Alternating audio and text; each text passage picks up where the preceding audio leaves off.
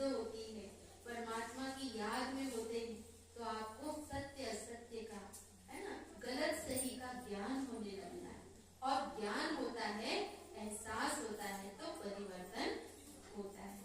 ठीक है ना।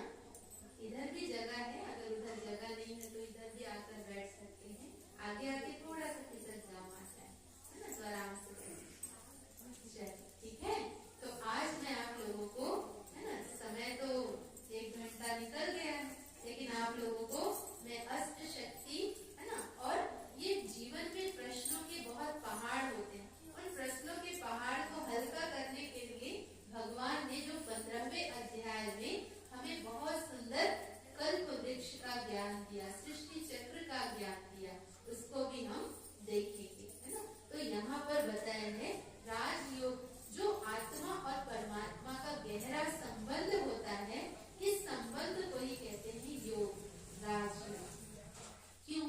क्योंकि इसके द्वारा अनेक जन्मों की राजाई हम प्राप्त कर सकते हैं।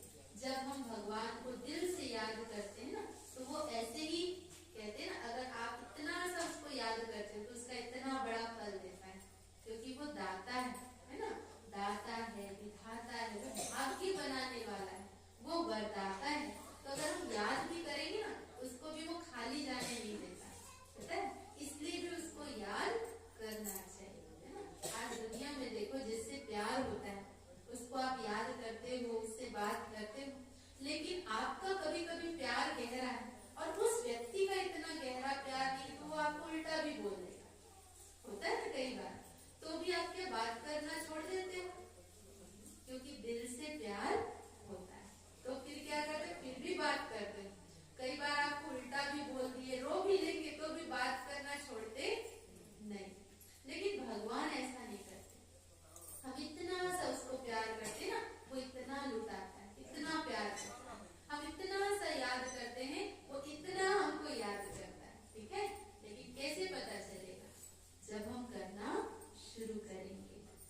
तो जब हम योग लगाते हैं, उससे राजाओं के राजा बनते हैं। आने वाली दुनिया बहुत सुंदर दुनिया होगी। सतयुग का निर्माण शिव बाबा कर रहे हैं।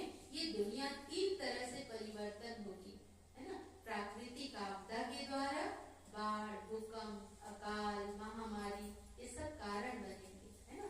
अभी तो थोड़ा बहुत कहीं कहीं देखते हैं ना कि वहाँ बाढ़ आ गया, वहाँ भूकंप आ गया, वहाँ तूफान आ गया। तो शिव बाबा ने कहा बच्चे, ये तो रिहर्सल चल रहा है, अभी रियल तो बाकी है। देखो सन 2004 में जब पहली बार सुनामी आया, कभी किसी ने देखा ही नहीं था, किसी को पता ही नहीं था कि समुद्री तूफान भी इस तरह से आ सकता